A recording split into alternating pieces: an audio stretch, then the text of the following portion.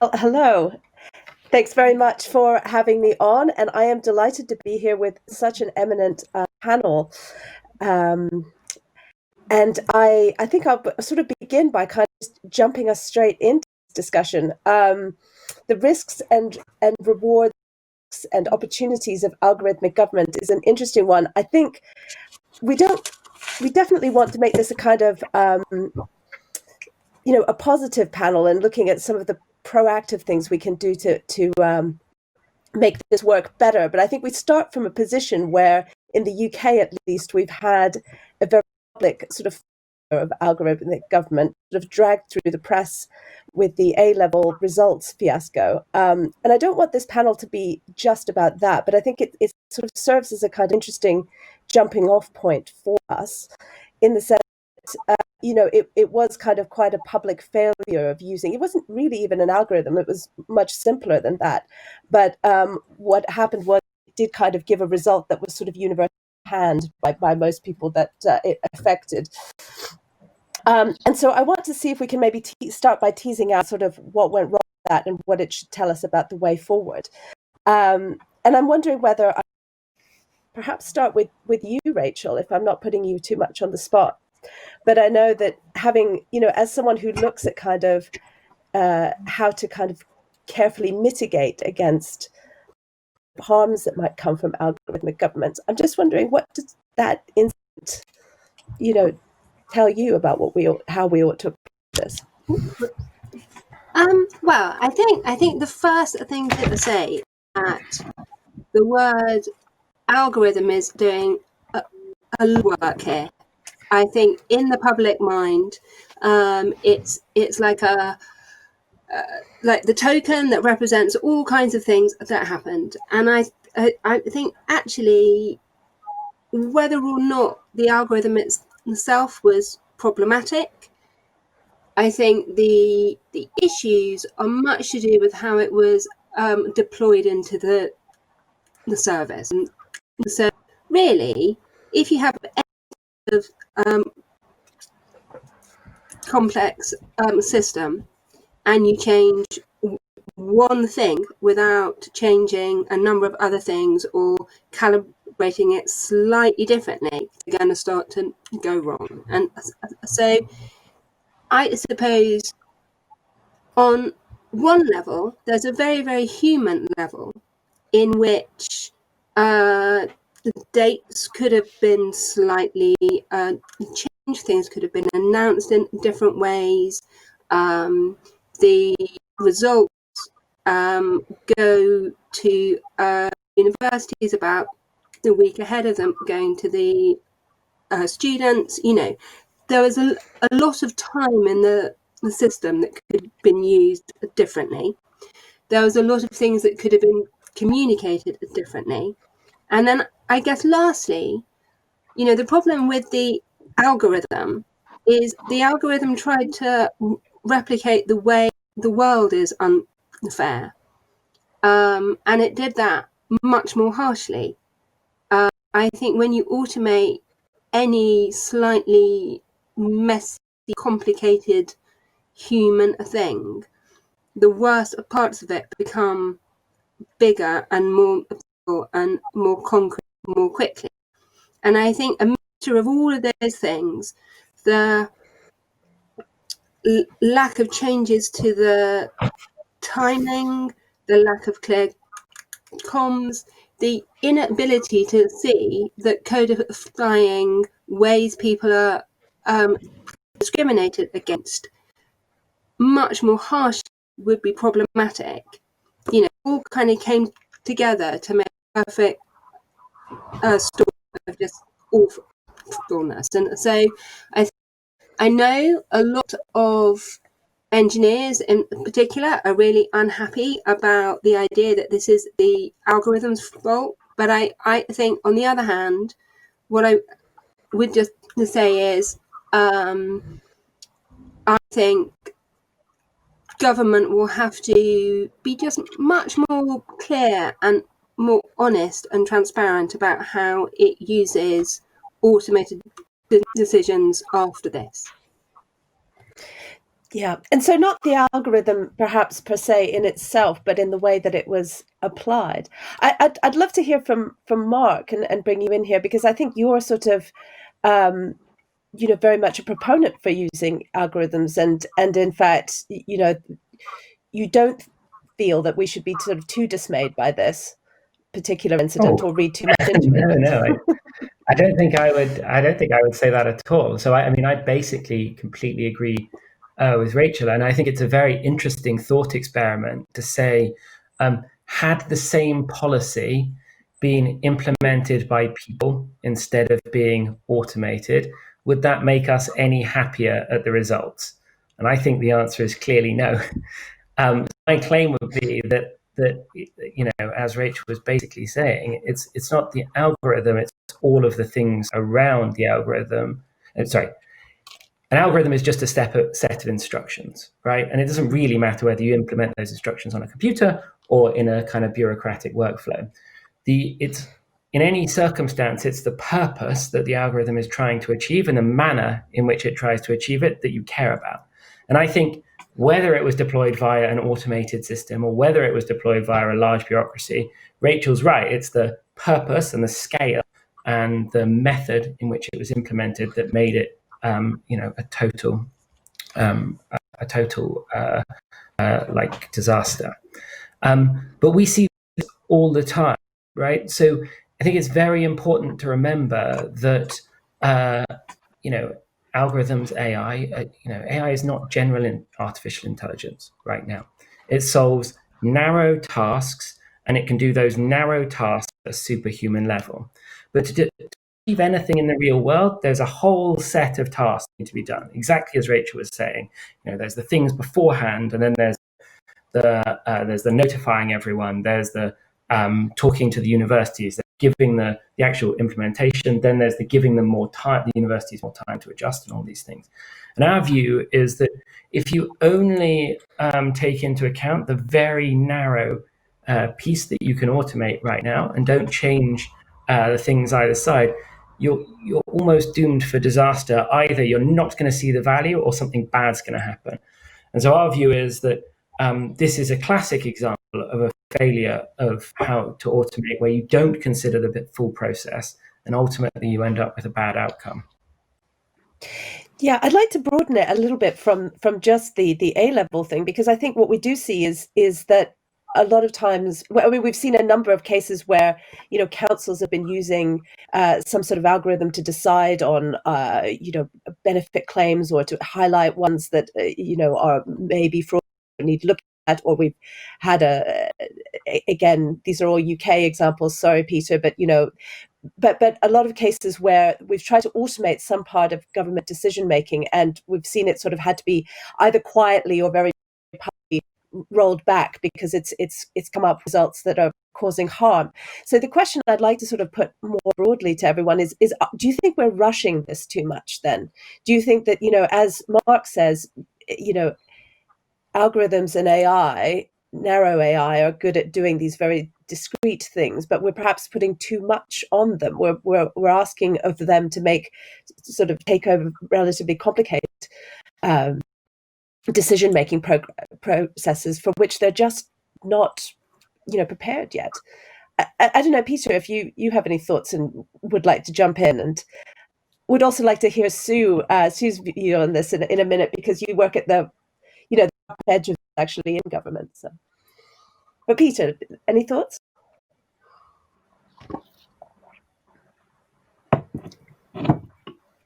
Okay, Peter, I'm not hearing you at the moment, so I wonder whether. No, I muted myself. So sorry. So I was a little bit wondering, do we are talking about rule-based algorithms? Because this area I see no problems at all. It's just it depends on how well the law is written, and this is one of the issues and one of the problems, especially if you are talking about algorithm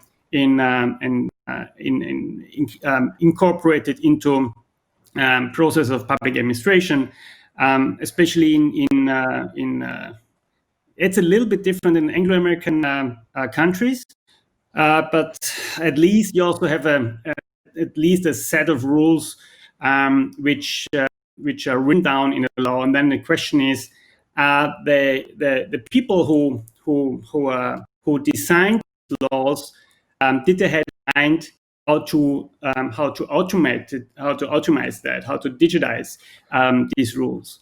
So, and if you do that from the beginning, so from the beginning of the law process, then it's possible to automate 50%, 70%, 80%, maybe sometimes 100%, if you have the data points you connect you need for the rule-based decision-making process.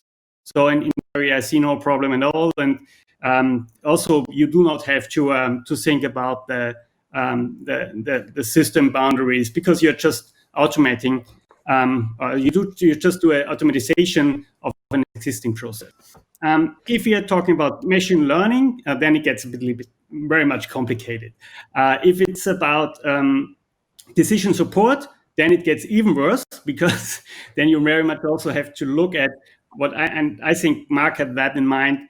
Then you also need to include how is the decision by the human made. So is it the cases per day he is measured? If this is the case, then who will decide against the machine?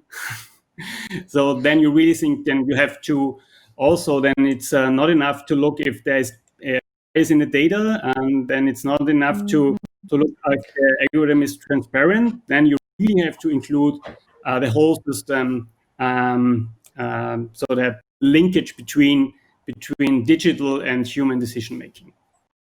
But it's just the question of exactly how do you get rid of the bias in the data, because that often seems to be where it goes horribly wrong. That it feels like in many of these cases, again, sorry to use lots of UK examples, but where they've been, for example, highlighting problematic benefit claims and these sorts of things. I mean, they do seem to kind of, the problem is that they do tend to be biased, and nobody seems to have spotted the bias before these systems have started to be used, and then it becomes apparent later on and they have to be rolled back. So I'm wondering whether there's any ways in which we could do better on that score.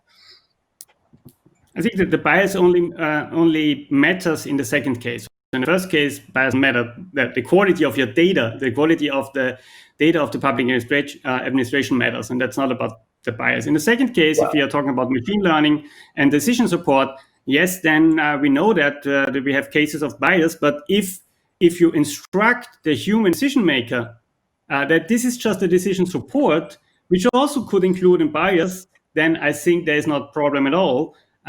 Because if decisions are made, there's always a bias in play. There's always a bias because people have the bias in their between their ears. Yeah, that's a problem which is documented in administration and also judges in court. So there are a lot of cases which document that we have bias. So the problem of bias is not only linked to data. It's a general problem, a general issue. And if you and data just makes it transparent, much more transparent, because now we see the different decisions made different decisions on very similar data points. So some things get more transparent through digitalization, through algorithmic decision making. Yeah, it should be helping us do better rather than worse. But I'm interested, Sue, how do you think about this? When you try to design so that they're harmful. Yeah, so I think our starting point on this is that we do want to see the data, and we've stated our intentions through the recently published national data. Data is a key part of how we start to improve our services, but from the central position that I'm sitting in, absolutely doing that in a responsible way and hand in hand with ethical considerations. So one of the things that we've done is data ethics framework, and some of the considerations that we're asking organisations to make as part of that is think right from the outset about transparency, fairness and around accountability. So some of those things that we'll start to embed now that we've published the framework will hopefully start to mitigate against some of these issues that we've been discussing so far today. But I think kind of to pick up on Peter and Rachel's points earlier, it is very much around transparency of what we're doing. I'd also kind of echo Peter around we do need to make a distinction between some of the processes where we're not necessarily talking about anything that is going near individual citizens by way of services. So there are some prime examples around the UK where we're deploying algorithms to tag information so that we're providing a better user experience. There are many examples of those at play that have been a learning journey in the way that services are as well. But yeah, absolutely on the transparency and accountability.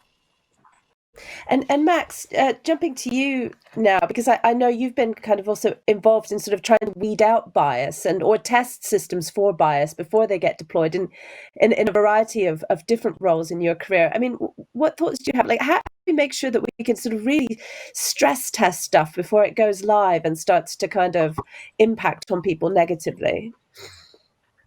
Sure. I think what's really interesting about what we've discussed before is it's very much about the kind of political organisation culture that surround a whole decision-making system. So linking up with kind of what Marc and Rachel were saying, I think actually the A-level algorithm functioned exactly as it was designed, and it was designed within a culture that wanted to avoid exam grade inflation. And it delivered that. It means there was the outcome was no exam grade inflation. That was the primary purpose that was set by the political and organisational culture in which it was designed. So I think to get this right, you need kind of from the very get-go a kind of real focus on the product methodology and the systems and design of this, so that you make sure that responsibility is is both a kind of condition of many of these systems, but there are proper kind of incentives in place, perhaps through kind of scrutiny and audit systems, to make sure that it's not just an optional moral decision about getting this right or doing the right checks or the right. It's a kind of non-negotiable part of deploying systems, and that requires kind of politicians and leaders and government to do the kind of hard legislation and thinking about decisions in a broader system. Yeah, I think that's the problem. That often is it that we're trusting too much to, it's the sort of the algorithm will sort it out for us without sort of examining enough the kind of premises. Again, with the A-level situation, again, if we had spent more time talking about what the actual purpose was of the algorithm, that it was indeed we wanted mainly to avoid grade inflation, and should we have discussed more about whether that should have been the primary purpose? I mean, and so just to broaden it out from that example, but should we be sort of making more explicit some of these things? What is the primary purpose of these algorithms? What should we, what is actually trying to? These are not this is not a question of technology. It is a political decision, and maybe we're not discussing that enough from the outset. And then we end up in this sort of compute and said no situation. I think if you look at like kind of Amsterdam and Helsinki and some of the efforts that those cities have made to registry be transparent and clear, I think that's a good first step of providing a bit more accountability and purpose, as long as those properly scrutinised experts. I would say I don't think we necessarily have the kind of proper industrial tier of experts able to scrutinise these kind of systems and decisions yet beyond companies.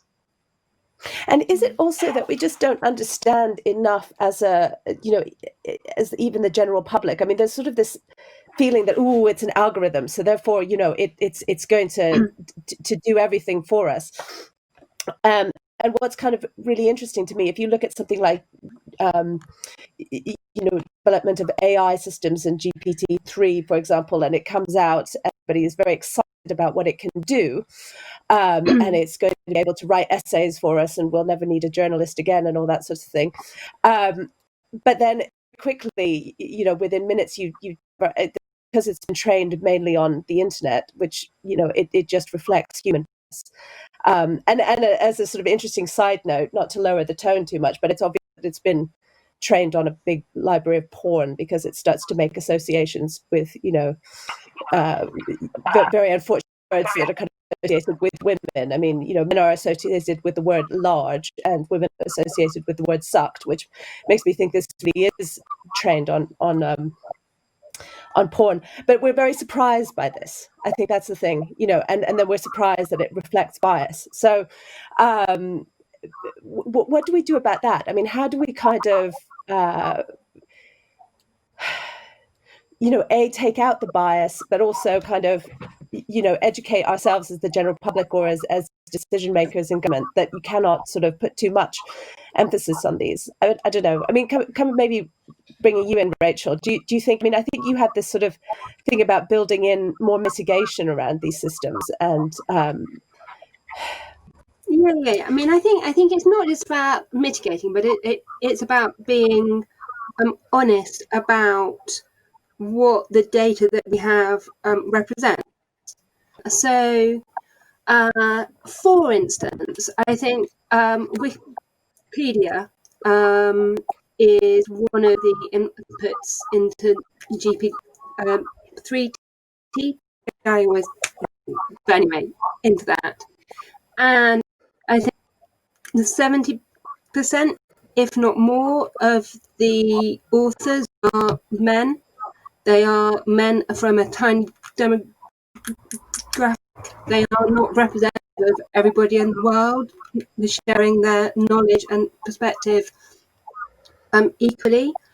The canon of Western literature that is drawn on is something that has prioritized particular perspectives, worldview, men, mostly privilege.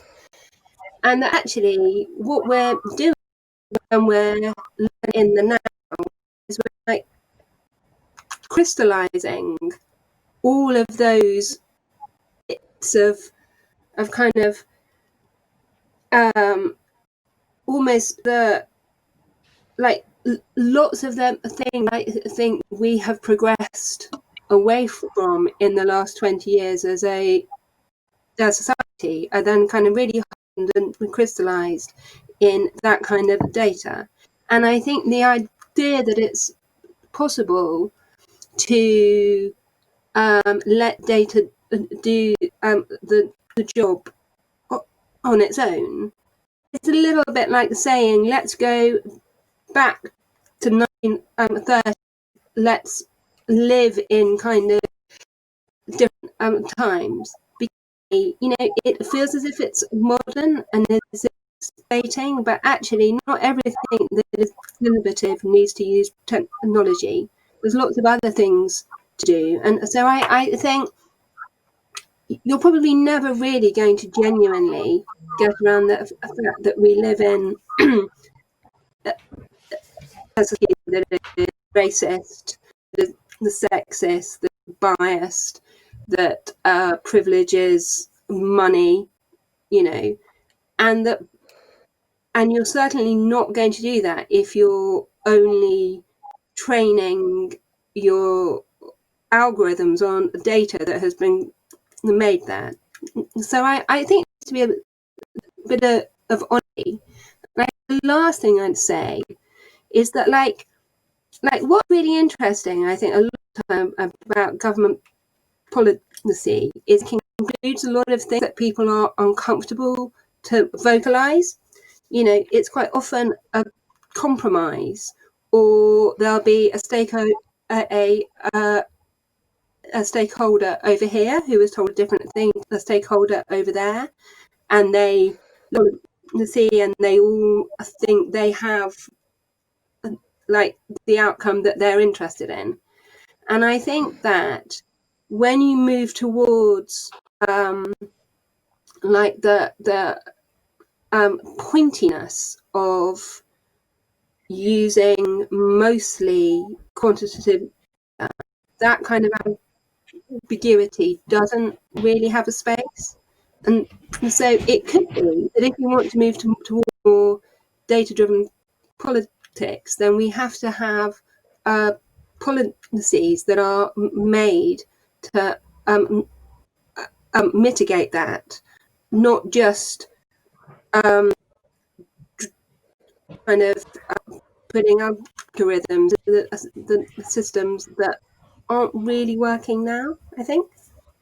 But what about the idea then that algorithms will just, I don't know, you know, that they do have the ability to do, you know, to streamline things, to make things happen faster. I mean, I think, Marc, you probably would, you know, is there a sort of, well, let's just, you know, move fast and break things and try this stuff out, because I'm not doing it.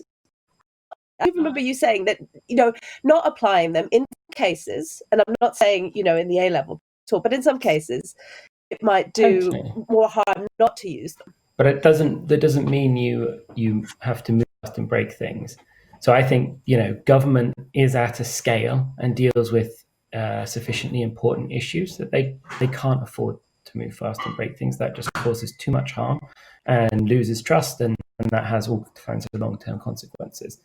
But let me just take a tiny moment to provide some kind of positivity here.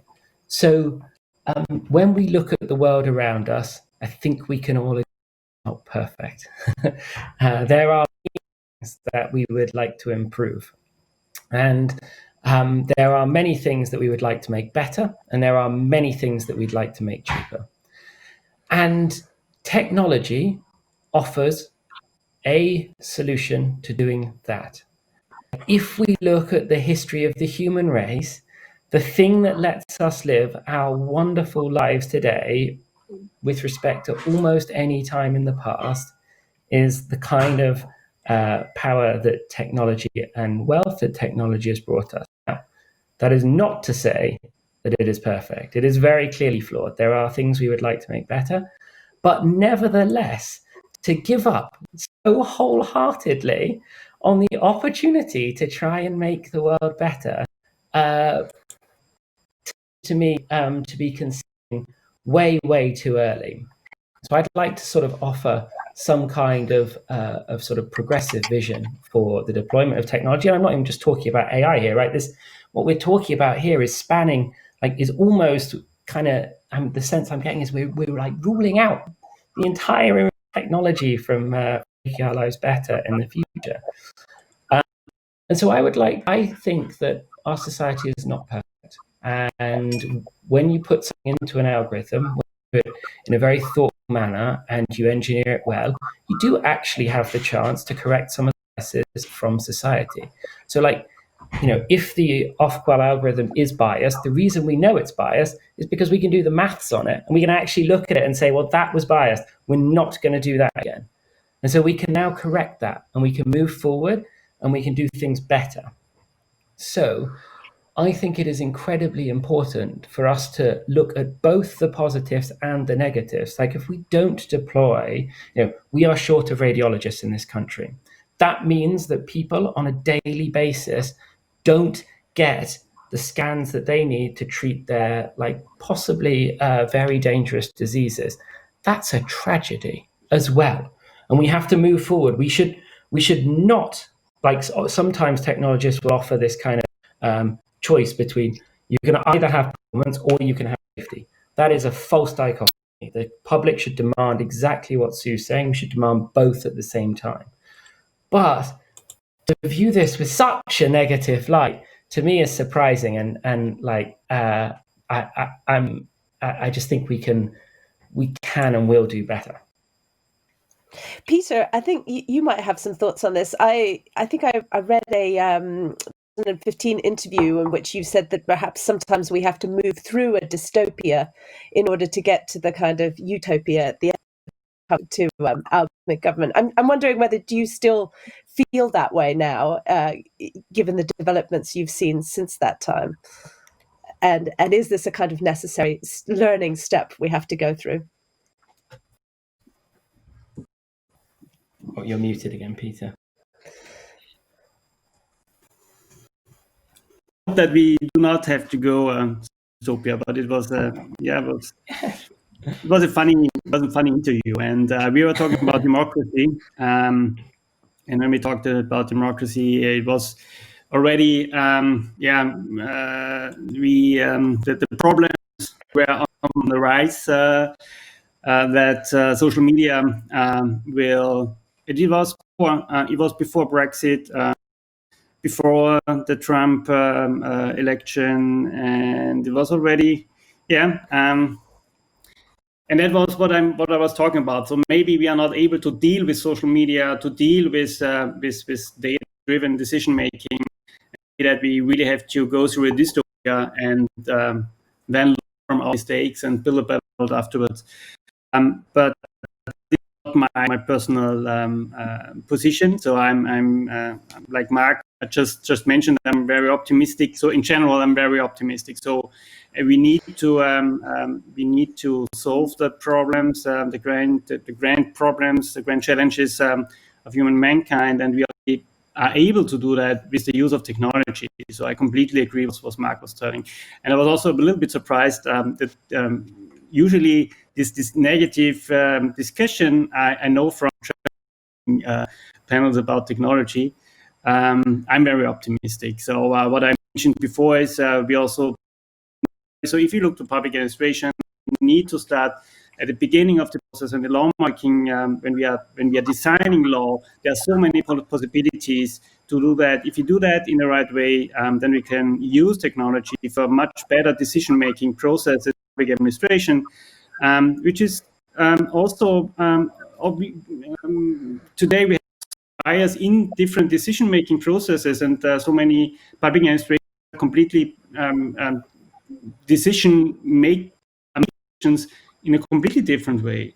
And if we find bias, what was mentioned before, a problem in an algorithm based on the law, if we enable, we can look back and all the failed decisions. So there are also new possibilities on the rise. And what the bias discussion, if we are looking, I'm not talking about policy making, but if you look into public administration, then here we find a lot of decisions made by courts, made by public administration, which we can use for machine learning.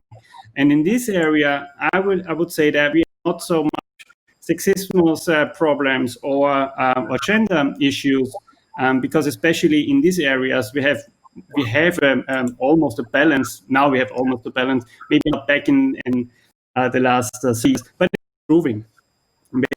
I'm very optimistic. And for policy decision making, we know evidence-based policy making, it's not really possible, because in the final stage, politicians are making decisions very much based on different issues. Maybe for their voters, for their parties, and not based on data. So data will only be support for the decision and not the final decision. Yeah, Sue, I'd be interested in hearing whether you agree with some of that. I think the idea that you could use some of this to kind of really flip it on its head.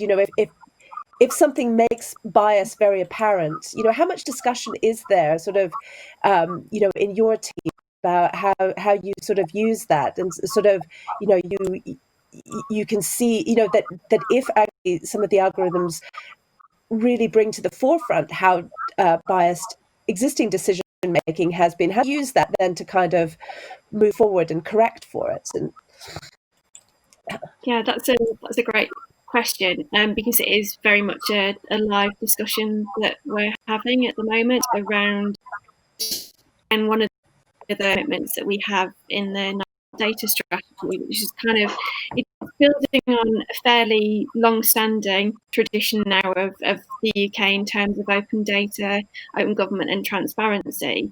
And one of the things that we've committed to look at as part of the National Data Strategy is this question around algorithmic transparency. How do we continue with that kind of being open about things that we're doing in this new domain around algorithms?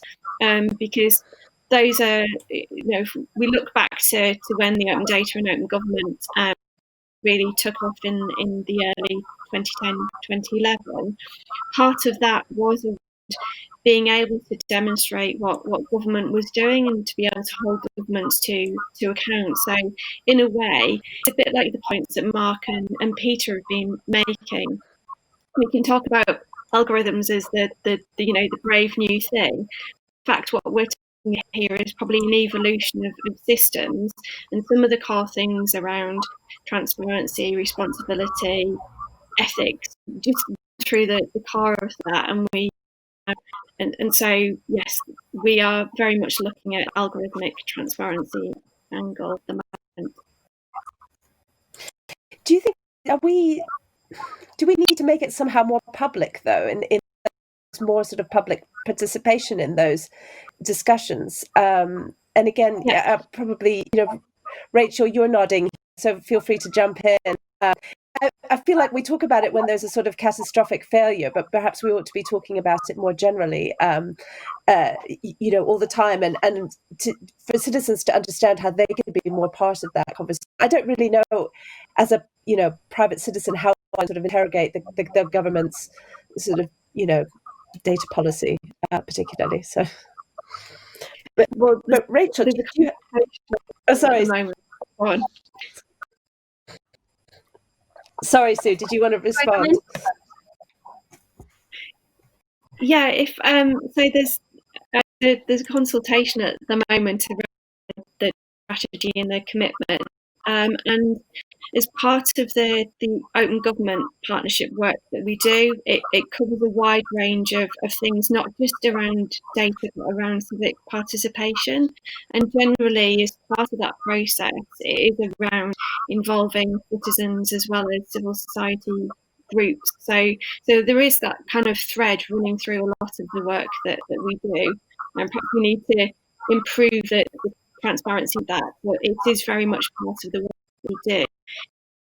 On the development of the ethics framework, so that was done in partnership, not just with others for government, but externals from many different groups who kind of have been with us on the journey over the past 6 years, I guess, in developing that. And one of the key things in the framework itself is recognising the need to bring in expertise from inside and outside government in the kind of development of propositions.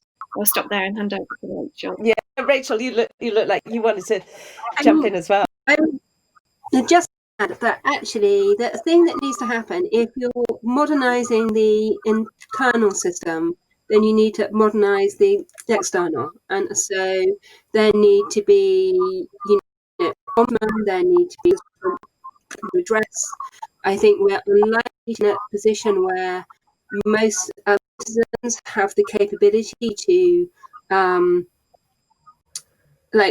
seek to have an algorithm explained to them.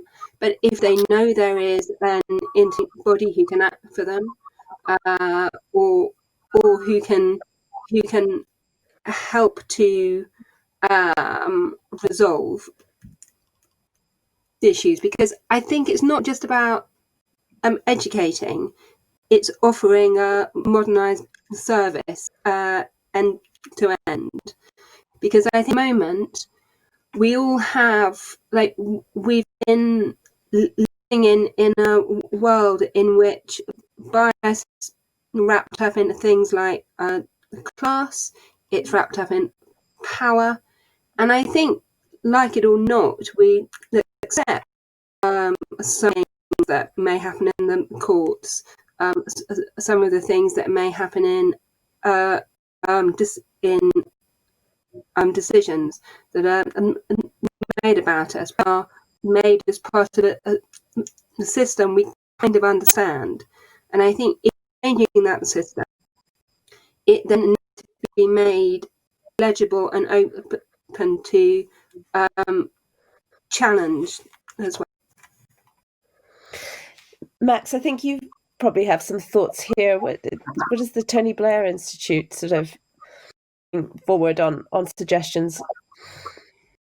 Yeah, I think you published a paper this morning which was a kind of optimistic take on how you set out a progressive vision about the state can and should deliver for citizens, and how the whole operating model of the state should be reformed in order to enable innovation to happen rather than just picking specific innovation. So really buy into this optimistic vision. One of those layers in there is must be much better kind of relationship with the users, in particular citizens.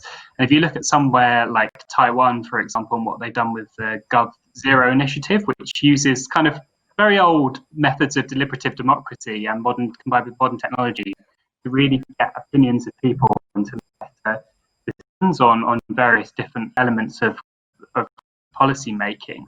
I think it points towards what the opportunity is here as well, to rather than the kind of risk of the more opinions you get and the more power you give to people, you might collapse into direct democracy. What technology allows you to do is better aggregate people's needs in order to find out what they want, both from their opinions and from the data they're kind of putting out on a day-to-day basis. And that's what you can do with designing a government. But the important thing in that sense is then you have to design that as a layer and make it consistent across government so that those benefits are across different areas, from welfare to health. And thinking about the model of government as a whole is really thinking what are the key elements of things like engagement or infrastructure or organisation that can benefit the whole systems of government, not just particular verticals. Yeah, I've never heard the term before, like, customer obsession, as Amazon has it. You have citizen obsession for a government to drive real great outcomes for the people of the country. I mean, it would be good maybe at this point to kind of maybe really go far into this, optimistic view. But what if we really got this right? What's the kind of utopian vision you could see coming out of this? I mean, Marc, you So have. I'd like to. I mean, Oh, sorry. Go ahead. No, go on. I was just going to say that you have this view of it making things cheaper and more efficient and all that sort of thing. But yeah, I'd love to hear more about what's the really best case scenario we could have. Well, so I was going to say, I just think I'd step away from the idea of utopia or dystopia. Like, I don't think either of those things is realistic. What we should think about is, how do we incrementally, looking around us, make the world a little bit better through the use of whatever tools are available to us? And as Rachel pointed out earlier, not every innovation comes from technology by any means. So how can we take steps forward that concretely make people's lives better and absolutely directly don't infringe on their privacy or the fairness criteria that you might have, and so it's just like a universal positive step forward. But I'm not claiming a utopia by any means. I think that's just naive and essentially a sort of straw man in the debate. But touch on a couple of things that people genuinely care about. I mean, I think things like health and education, there's tremendous opportunities. Like, we know in education that having a personal tutor can give you like a sigma benefit. So you can get up into like the 95th percentile just by having a personal tutor. It's called Bloom's 2 sigma effect. And we, as far as I'm no expert, but we fully understand why. But imagine if it were possible to sort of start to create more and more personalized learning journeys for kids in the same way that a personal tutor does. And then to help them on their journey and get, everyone the equivalent level of education that is only available to the richest people right now. Like, that's, not crazy for the next 10, 20 years. That feels to me like a wonderfully positive, that actively reduces the level of bias or inequality in society, because it just makes it much more widely available. I mean, we've done a very small amount of work with a sort of an organisation at Cambridge University called Basic Physics, this dimension. There's the huge versions, the Coursera's, the Khan Academy, this kind of stuff that's out there. And so, I think that touches people's lives in important ways, and can be done, in a manner that doesn't come with a whole bunch of difficult ethical choices. It's just sort of genuinely that people would be happy about, and citizens would want us to do. That's the truth. If they knew about it, they would want us to do it. But I guess the thing with that, though, is it's that, I mean, that's staying well clear from policy making. I mean, that's where I think the difficulties come, because I can think of all sorts of really, really great examples of AI where, but they're often really really narrow uses. I mean, I think one of the best AI companies I heard of recently was one where it's using it to bed bugs. And bugs is a really growing problem. It's a really disgusting problem, and they've been increasing hugely. Yeah. And lots of cities like Paris have declared an emergency about them. But you can install this kind of combination of IoT and a bit of image recognition, and basically you can spot bed bugs quickly. I mean, again, that seems to me to be, an entirely great use in my house. Yeah. But what I'm talking about is that is incredibly narrow, and it's really uncontroversial. It's uncontroversial in exactly the same way. But brilliant, brilliant. Let's sweep those under the carpet, right? If there's millions and millions of those applications, wonderful thing. And also, as you said, if you have AI scanning, radiography instead of a human, and they can do it, then great. No one's going to. Or in addition, often. But I think when we talk about algorithmic government here, that's where it kind of becomes problematic. And so I would claim that the people want to talk about the controversial bit about, like, algorithmic government. Government. The vast majority of government is dedicated to providing the citizens with they use every single day. And a huge chunk of that is kind of boring stuff in the background that, gets roads built and gets kids educated and gets doctors and nurses to help in the NHS. And there's a small bit over here which is controversial. And all of that is important. Absolutely all of it. But we shouldn't lose focus on this stuff just because this is more interesting and better conversation for a panel. I think I'm supposed to be providing an interesting panel for the people watching. But I think the point is, why not just keep, how about keep governmental algorithms to spotting potholes and, bed bugs, and forget about sort of things like benefit claims. I mean, why not do that? I don't know. I'd like to jump to you, Peter, and you're shaking your head, so you clearly don't agree with me.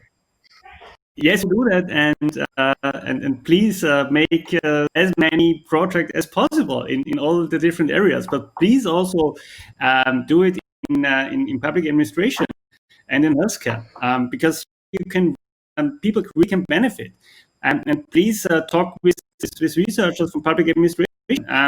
If you look to social welfare, the majority of people don't apply for social welfare. They are not able to, or they do not want to because they had bad experiences. So just imagine if you do not need to apply for, if in a critical situation, you get automatically the social benefit. So we should, I think, talk about that.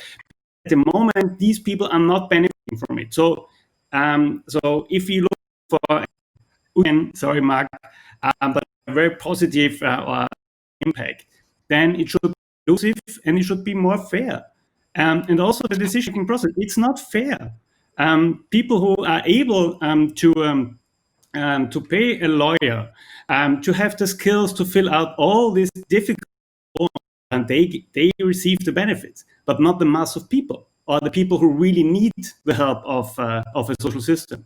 And if we focus on that and improve that, then people will benefit of it. And if it's all in a very transparent way, it is a algorithmic decision process, it is blah, blah, blah, then it can help people. And then the same in healthcare. And if we are using a decision-making process, maybe sometimes it's just decision support, people get used to it. And then if you use it, then you can build up trust, especially if you receive a positive response. So I really, I would suggest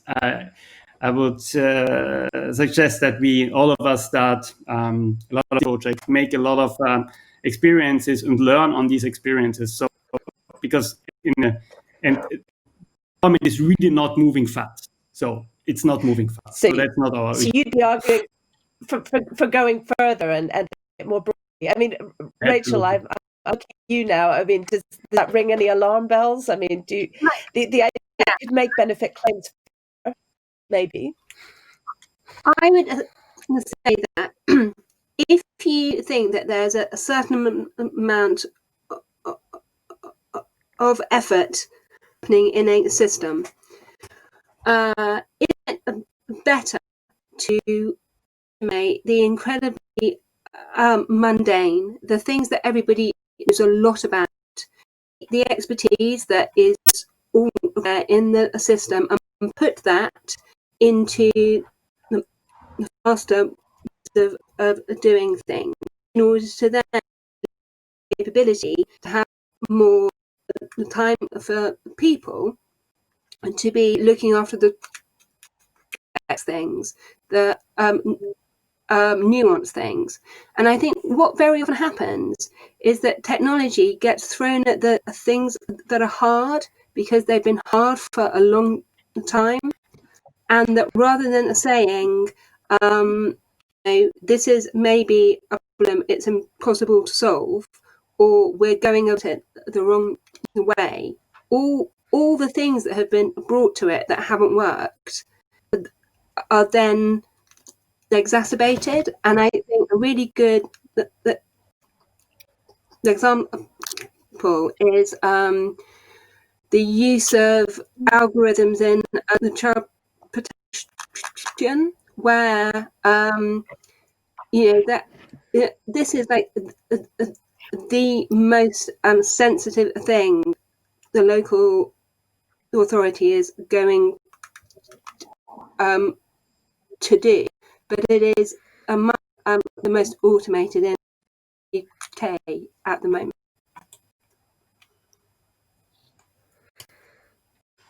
But I don't think Peter and I would do. I think we would completely agree that using an inappropriate technology for an important question is a terrible failure, and it's only in the circumstance that technology is well engineered, thoughtfully deployed in the sort of exactly the right circumstances that you actually see the value. So, bad use of technology is absolutely categorically bad, but good use of technology offers a wonderful opportunity. But we are seeing, I think, a lot of cases where it is used. So I don't know if there's any final thoughts from, say, Max, for example. I mean, you're a career technologist. Why do we rush into these things in a? I much regulator, which sounds sexy. We haven't talked about regulation. Without talking about those constructs, I would say that you need to find a way to force people to ask the difficult questions in order to get to those answers. I think if you look at the public debate that's been started with the Black Lives Matter movement, you're having to face up to really, really difficult questions about systemic racism within the systems and the structural problems within systems. But you have to force people to answer those questions in designing services and systems, and design regulatory systems and systems of redress that make sure that people really do kind of have to have an answer to that as a first step. But I mean, I'm optimistic because we're in a good place that we actually are talking about these things now rather than just sweeping them under the carpet. Yeah, I mean, I'm afraid we're coming to the end of the panel, so we're going to have to wrap up. But I think it's a really good thought to finish on, in the sense that it is good that we're having this debate. I think we are in a situation where we're able to do more than we could 5 years ago with this technology. Some of it is not going exactly as planned, and that's not.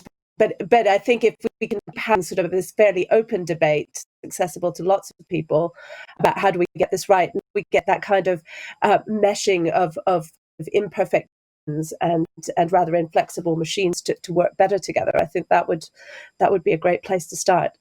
But I'm afraid we have to finish here. So thank you so much to the whole panel, Peter, Sue, Max, Rachel, and Marc, for joining with those thoughts.